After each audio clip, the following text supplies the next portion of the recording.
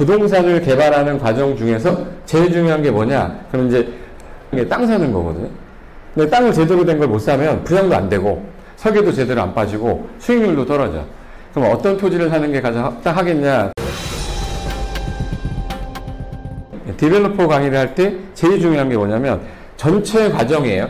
부동산을 개발하는 과정 중에서 제일 중요한 게 뭐냐? 그럼 이제 내가 건물을 어떻게 이쁘게 짓 거냐, 분양을 어떻게 할 거냐 되게 중요한데 그게 잘 되기 위해서는 제일 중요한 게 땅 사는 거거든요. 근데 땅을 제대로 된 걸 못 사면 분양도 안 되고 설계도 제대로 안 빠지고 수익률도 떨어져.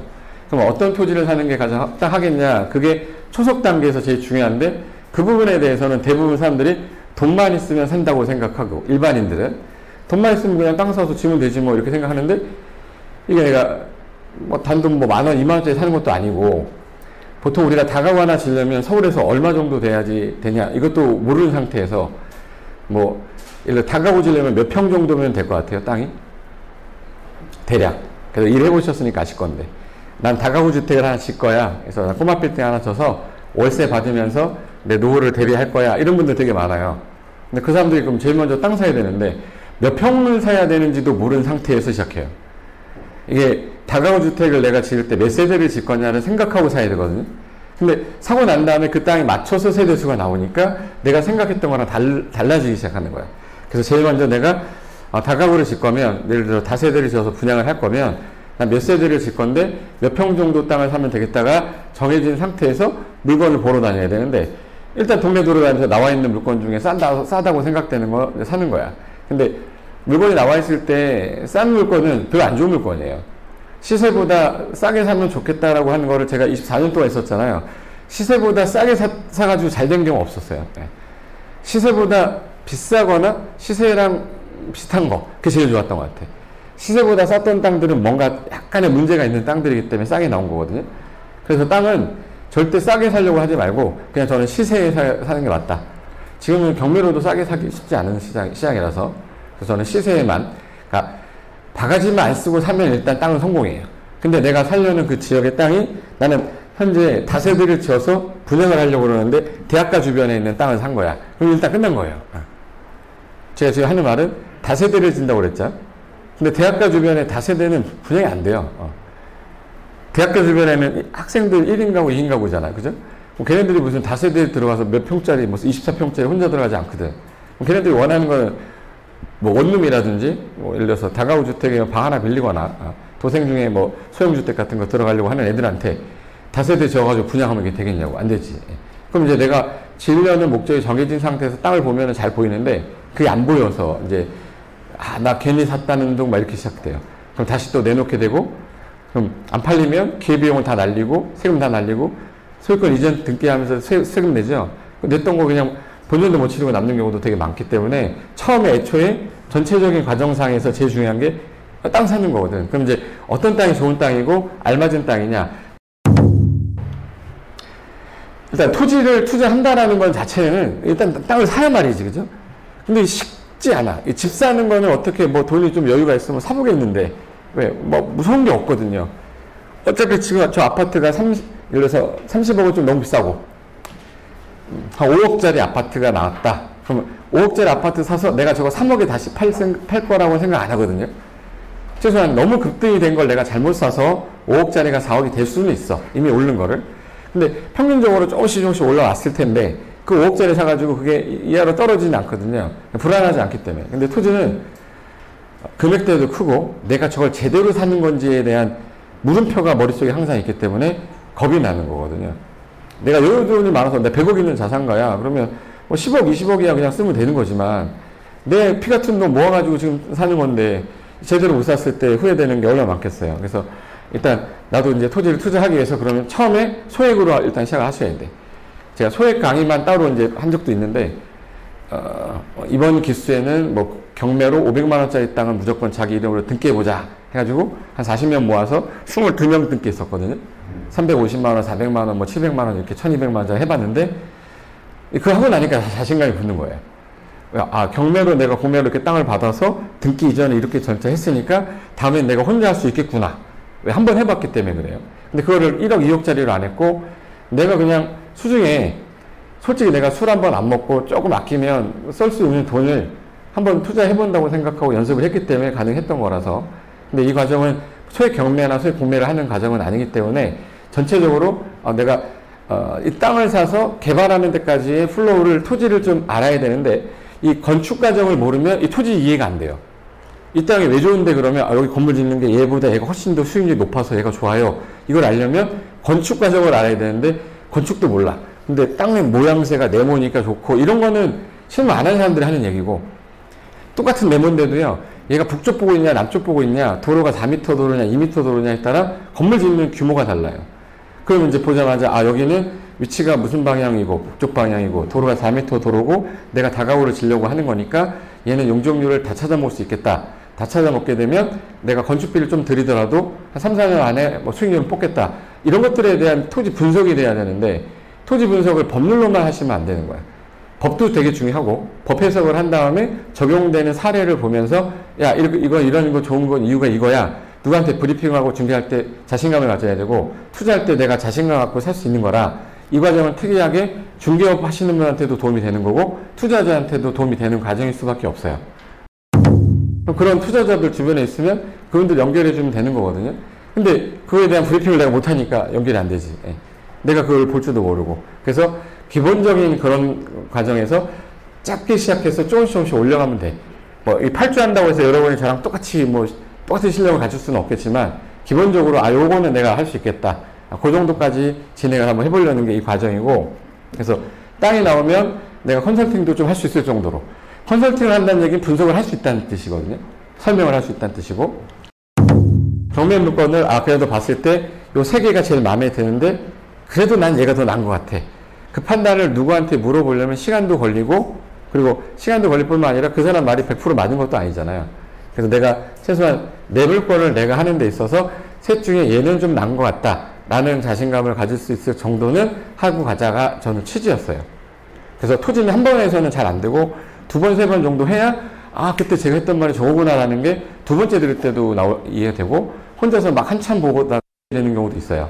그래서 한 번에 다 이해를 하겠다라는 생각은 버리시고, 일단 이 과정 끝나고 나면 책을 반복적으로 좀 계속 좀 보세요. 도움 많이 될 겁니다. 그래서 요 두 가지 목적이 컨셉으로 저는 가는 거예요. 중개업 하시는 분들은 1번이고 투자하시는 분들은 2번으로 가자.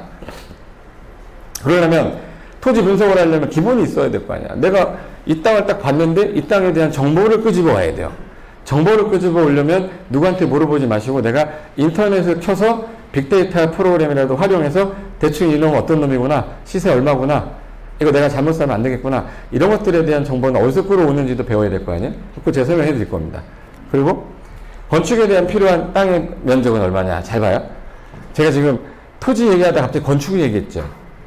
이거는 왜 말씀을 바로 드리냐면, 땅 사는 사람의 가장 기본적인 첫 번째 목적은 뭐냐면, 땅 왜 사냐 이렇게 물어보잖아요. 5글자로 뭐라고 그러죠?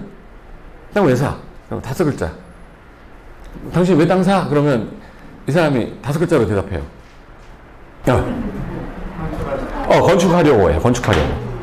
건축하려고 땅 사는데 건축이 안 되는 땅 샀으니까 끝난 거지.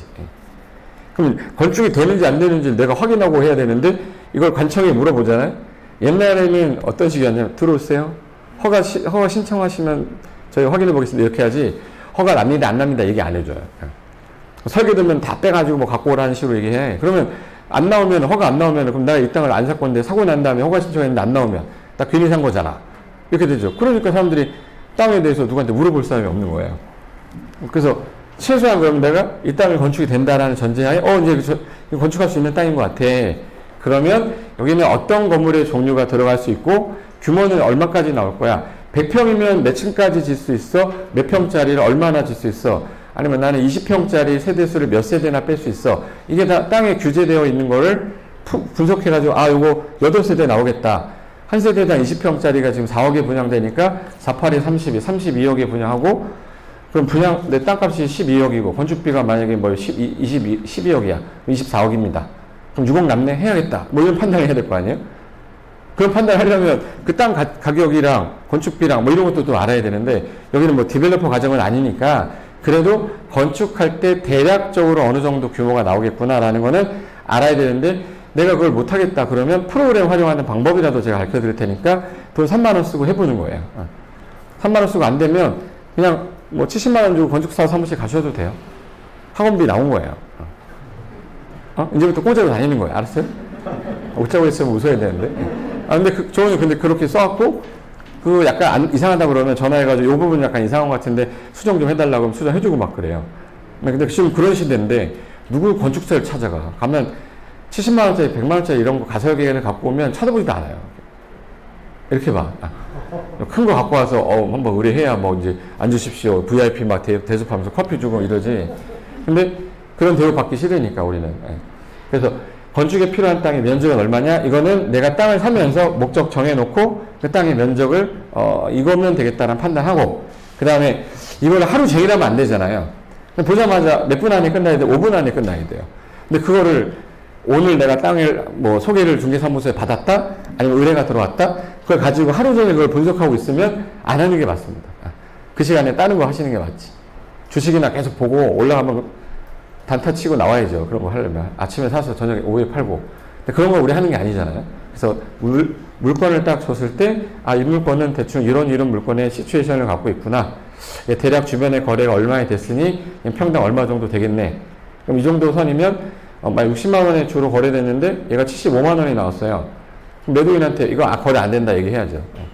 평균 60만 원인데 75만 원이면 너 같으면 사겠냐? 이렇게 해야죠.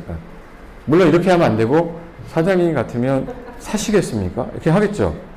설득을 시켜서 가격을 낮춰야 계약도 되는 거야. 근데 계속 75만 원이래. 그럼 이제 건들지 마셔야지. 그 물건은 내 물건이 아니다. 저는 이제 요 세 단계가 제일 중요하다고 생각해서 첫 시간에는 요거를 설명을 드릴 거고, 그래서 처음에 일단 중개를 하든 투자를 하든 물건이 나왔을 때 이 물건이 내가 필요한 건지부터 판단하셔야 되는데, 이게 공매로 나왔던 물건인데 전라남도 고흥의 호동리라고 돼 있었어요. 제가 좋아하는 게 바닷가 주변 되게 좋아하거든요. 근데 바로 바닷가 보이는 땅이었어요. 근데 어디에 지금? 고흥, 전라도 고흥이에요. 강원도 말고. 고성 저기 말고 밑에 고흥이라고 저 밑에 바다. 전라남도 맨 밑에. 그 어디야? 거제도 옆에 좀 올라가면. 그쪽인데 2천만 원 정도도 안 됐어요. 2천만 원 이하의 소액 토지 투자 물건인데, 요 오래된 77년도에 지었던 요 주택이 있는 요 땅이거든요. 평수가 작아 보이세요? 커 보이세요? 모르겠죠? 큰지 작은지 모르겠죠. 그럼 이제 정확하게 판단하기 위해서 제일 먼저 내가 어떤 서류를 봐야 되고, 그 서류를 보고 주변에 시세가 어느 정도 되는지 보고, 감정평가를 의뢰하기 좀 그러면 감정평가 사이트 해주는 사이트 있어. 무료로 해주는 거. 그 사이트 가서 대략 좀 보고, 경매 물건에 감정평가 나온 거랑 비교도 해보고, 그리고 내가 직접 살 거면 2천만 원 이하짜리면 임장 안 해도 돼요. 뭐 1억짜리도 아니고 2천만 원짜리 그냥 사면 되는 거지. 그걸 임장한다고 돈 1천만 원 쓰고 그러면 안 되지. 왔다리 갔다리 하면서 또 먹다 보면 한 수천만 원 쓰잖아요. 그러지 말고 저런 거 그냥 낙찰 받아서 인터넷 등기 하면 20만 원밖에 안 들어요. 인터넷 등기도. 그래서 그렇게 해서 한번 해보는 건데, 사기 전에 확실한지 안 한지를 해야 될 거 아니에요? 여기 고흥이라고 보이죠? 남해 여수공항 있고요. 여기 이렇게 해서 오면 이쪽에 고흥인데, 여기 물가 주변에 있는 땅인데 이 땅이었습니다. 이 땅이에요. 앞에 딱 보니까 점선으로 맞게 되는 흐릿빛하게 나온 거, 저건 농업진흥지역입니다. 농업진흥지역인데, 그러면 농업진흥지역이면 전망 좋겠네. 왜? 건물이 없을 거니까. 일단 전망 좋겠다가 딱 보자마자 와 전망 좋겠다 이거 나와야 된다고. 산이라고 돼 있잖아. 산에서 얘를 보고 있으면 바다 보이겠죠. 여기 건물이 있으면 안 보일 거 아닙니까? 논 아니야, 논. 그러면 야 전망은 좋아 보이는데 이거 여기는 뭐 다리도 있다 이거. 확대하면 이봐 여기 논밭이에요. 그리고 여기 이렇게 똥 색깔로 되어 있는 지역만 건물이 막 지어져 있죠. 아마 계획관리 지역의 확률이 되게 높다. 용도지역의 도시지역의 주상공동은 아닐 거고 공군인데, 그러면 저렇게 조그만 철락을 형성되고 있으면 100% 이건 계획관리입니다. 계획관리면 건폐율의 40% 적용 받으니까 100평 정도 되면 40평짜리 전원주택은 하나 나오겠다. 근데 몇 평인지는 모르잖아요 지금. 그러면 이제 정보를 어디서 얻을 것이며, 그런 거 하는 거를 순서대로 이제 한번 연습을 해보고, 그 다음에 다른 물건 나오면 또 연습하다 보면 순서 아니어도 내가 혼자 스스로 어딘가 들어가고 있을 거예요. 그게 몸에 익숙해지면 그다음부터는 되게 빨라지는 거예요.